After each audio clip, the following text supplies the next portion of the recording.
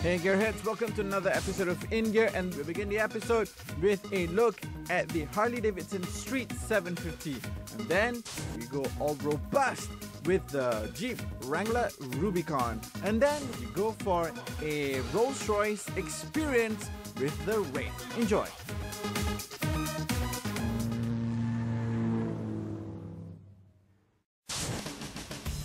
Well, think that Harleys are brash, loud, tough and expensive? Well, fret not, young'uns, ladies and Asians, because your prayers have truly been answered. What I have here with me today is a brand new Harley-Davidson Street 750, and this really is the bike for you. We're going to find out exactly why this is the bike for you and who are you. Let's go and check it out.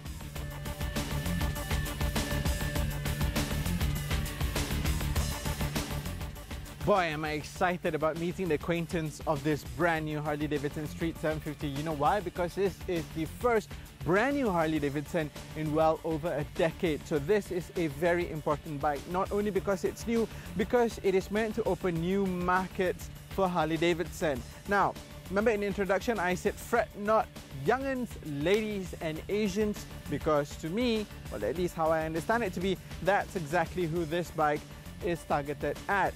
The young ones who are trying to get into the first step of the Harley-Davidson ladder, ladies, because it is a compact and very easy to maneuver bike, and Asians. Why Asians? Now, it's because even if you look at the literature put out by Harley-Davidson and also the campaigns that they've taken out, they feature an Asian model riding this bike. It's because this bike is more Asian bike than a true blue Harley-Davidson.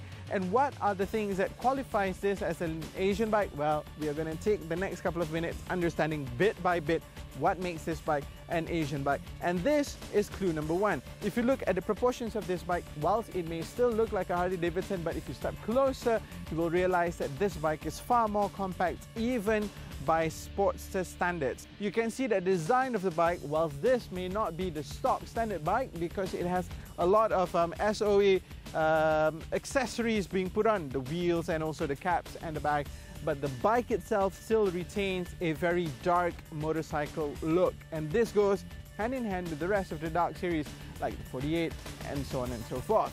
So this bike is a handsome bike, but it is just a complete departure from what we understand Harleys to be.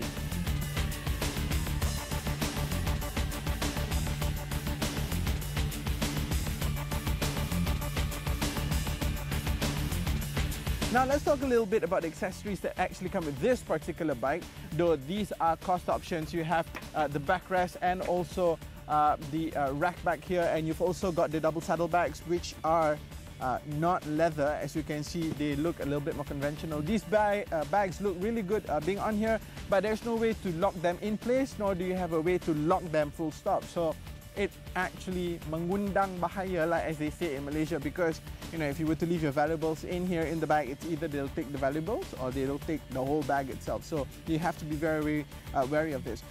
Wheels, the tires that comes with this bike, this is a fat 15-inch out back here, and you've got a skinnier 17-inch up front. So this actually puts the bike slightly lower and it gives a little bit more comfort, whilst the front wheel actually gives this bike a lot more maneuverability. So this combination is really perfect for the Street 750, not only for its size but also for its weight. So you actually feel very, very comfortable with the tires that this bike comes with.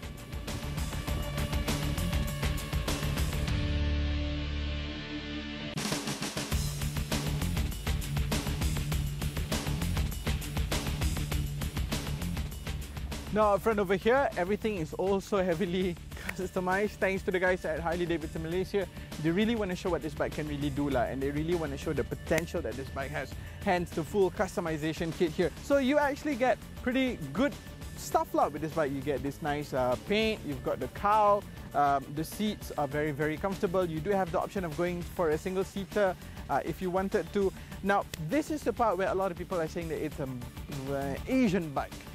Is because a real Harley-Davidson would be metal through and through, right? But with this bike, you actually get pretty much a lot of parts that are also plastic, like this plastic part over here, this belt cover over here, all the stuff are plastic. And this, of course, is thanks to the fact that we really need to get the price of this bike low, hence making this bike available in Malaysia just north of 60,000 ringgit. So this is the most affordable Harley-Davidson.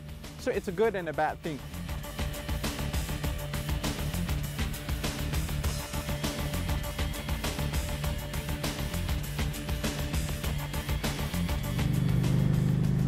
Right then, we're cruising down the highway as we should be in Harley-Davidson Street 750.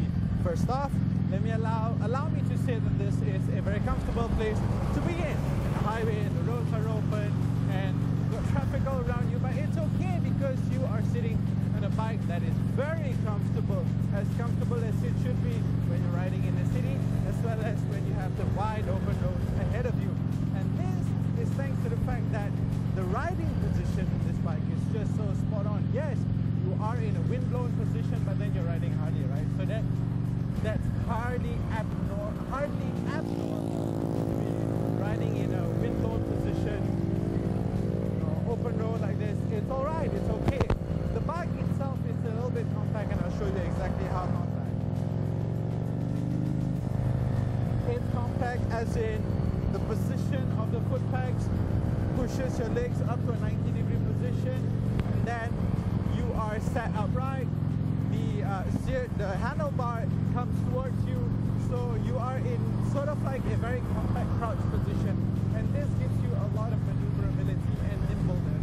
So you actually get to do quite a lot in terms of handling with this bike, and also the fact that this bike is very lightweight as compared to all your regular Harleys.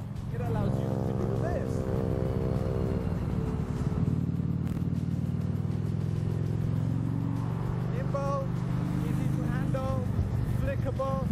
Stuff that you don't normally associate with the Harley-Davidson, and thanks to the Harley Street 750 you now can, because it really is easy.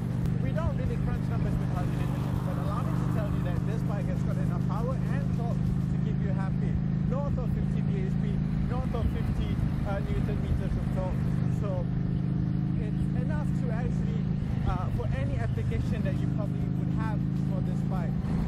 Overtaking a dodo. Check this out.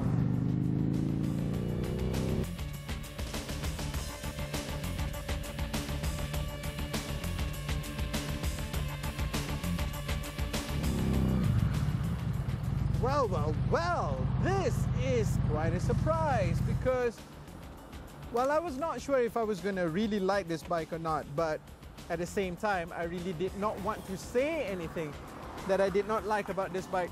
Well, rather, I don't want to not like this bike because it just allows you to live your dreams at such an affordable entry price. That is what this bike is all about. This bike allows people who has always had dreams of owning a Harley-Davidson actually owning a Harley-Davidson because it is affordable comparatively in the Malaysian market. That's not to say that this bike is absolutely flawless. In fact, this bike is very flawed. There's so many things about it that just takes away from the Harley-Davidson, the whole sound, the fact that it's got a lot of plastic parts. So, and of course, the other thing is, and I forgot to mention this earlier, the brakes. These brakes are not brilliant at all. But having said all that, what this bike really does is, like I said earlier, it allows you to be a HOG member, a Harley Owners Group member. And for a lot of young people, for a lot of ladies out there, and for a lot of Asians, this really is the best first step that one could take into the ownership of Harley-Davidson. And I appreciate the efforts put in by the boys from Milwaukee for this. Good job.